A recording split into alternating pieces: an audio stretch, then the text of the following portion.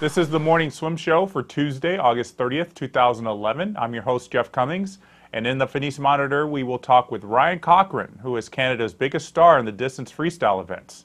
Ryan joins us right now from Vancouver, British Columbia. Ryan, good to see you back. Welcome to the show. How are you? I'm good. Thanks for having me.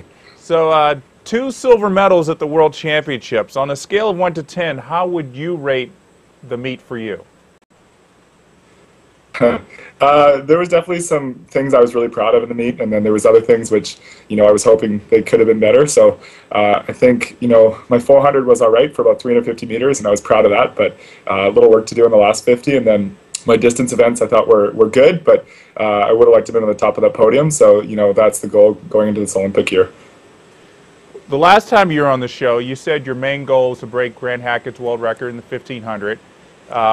The world record now belongs to Sun Yang, but only a couple tenths faster. So is that world record still in your sights? Oh, absolutely. I mean, that's the goal we work for every day. And I think, the Olympic program is a bit easier for me. Having, 6 days off in the middle will really help me. And I know at these World Championships, I was just exhausted by the time I got to the 1500. So, knowing that in the back of my mind that I'll be that much more rested for this year is it's going to be really good. Your time in the 1500 was 14:44.46, which I believe is your best time in a textile suit, and only 4 seconds off the time you went in Beijing to win the bronze medal. So, at least in my eyes, I think you're going in the right direction in terms of reaching that goal. Would you agree? Yeah, it's always hard to judge with the textile suits and the body suits, and I think last year was probably the best year of training I've ever had, probably since the Olympic year at least, and I was really happy with the work I did all year, and I knew I could have gotten close to best time or under, and it was just kind of the circumstances which put me at the mid 1440s, and I think when you look back on the swims in retrospect, it's easy to find 4 or 5 seconds anywhere, so I'll take that going forward. Well, looking back, as you said, you said you were a little bit tired after the 800. Do you think, well, maybe I shouldn't have done the 800 and just done the 400 and the 1500? That's what, going into Rome 2 years ago, that was my idea is, only swim the 4 and 15, and then the 400 didn't go so well there, so I was like, I want to get another swim under my belt just to, make myself feel better.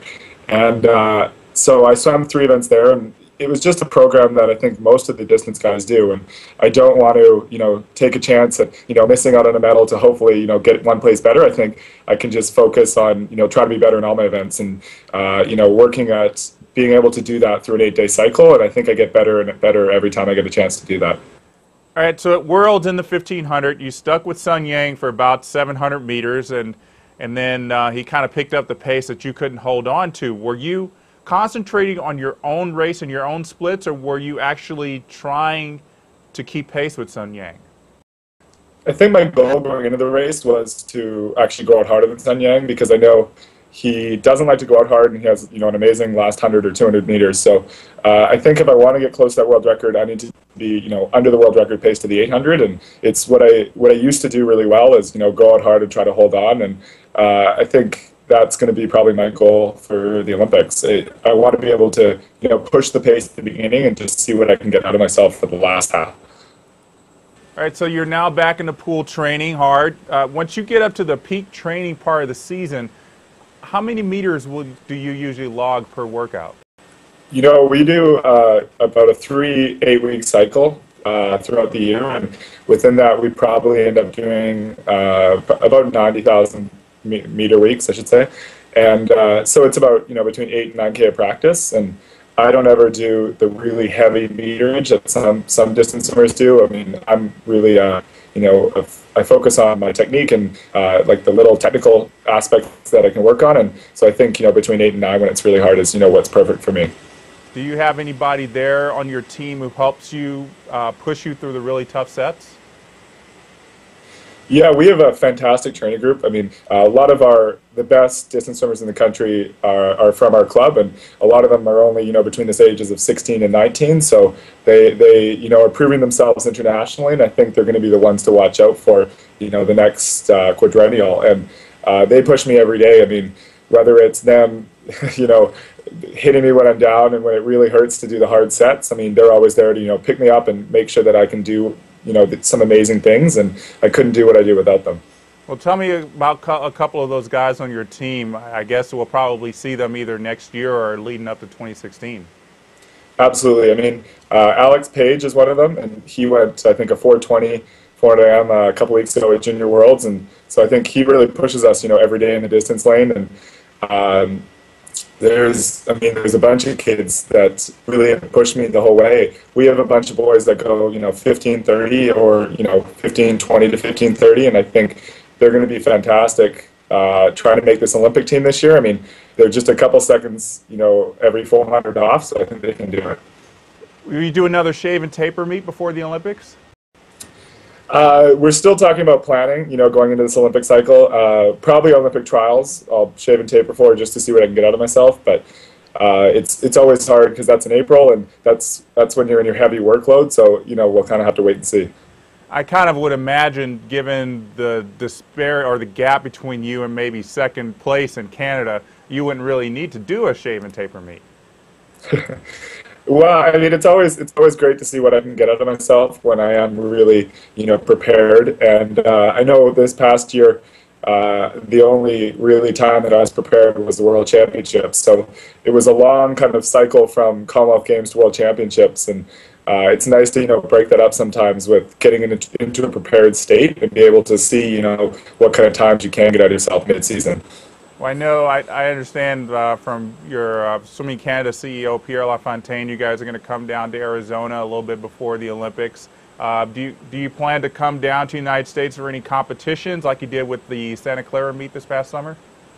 I think so. I think our plan is to go to the U.S. Nationals in December, see where we're at after our first block of training, because there's great competition there, and then Santa Clara is, I always find, a fantastic meet, and I mean, it's always great to swim outside and also so close to home. So hopefully we'll be doing that this year as well.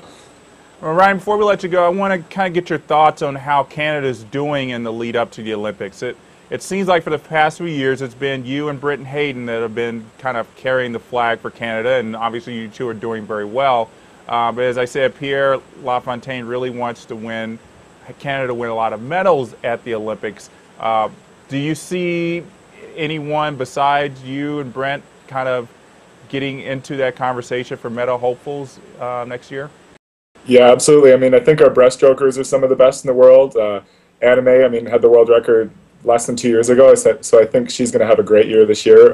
Martha McCabe, on the podium this year is really going to, give her the confidence for racing into the Olympic year, as well as, our 400 IMers. Alexa Kormanicki is, she just missed the final this summer, but just the way she trains, I mean, she can do some fantastic things, and I'm excited, to see where she gets, in London, and as well as Julie Wilkinson, another one of my training partners. She swims, so many events, so it's exciting that she's going to, focus on 2 or 3 events for the Olympics, and I think she'll be close to that podium or on it at least. And now obviously you listed a lot of women. Are there any men we should be looking out for? Yeah, I mean, I think our whole men's team is, getting close to either making the finals or making a name for themselves in the finals. Mike Brown, I think, is going to be really great. Just having another year of training after his retirement, I think, is going to be great. And he, I think, just missed the final this summer, but he was so close to it, and they were all so close in the final. I think, he's going to probably be looking to improve on his 4th place from Beijing. Well, Ryan, congratulations again on your medals in World Championships, and we look forward to seeing you back in the pool nationals this December, and we'll be keeping track of you on the way to the Olympics. Sounds good. Thanks for having me. All right, so that's Ryan Cochrane joining us in the Finis Monitor, Vancouver, one of the toughest swimmers in the world, in my opinion. That's going to do it for the show today. I'm Jeff Cummings. Thanks for watching.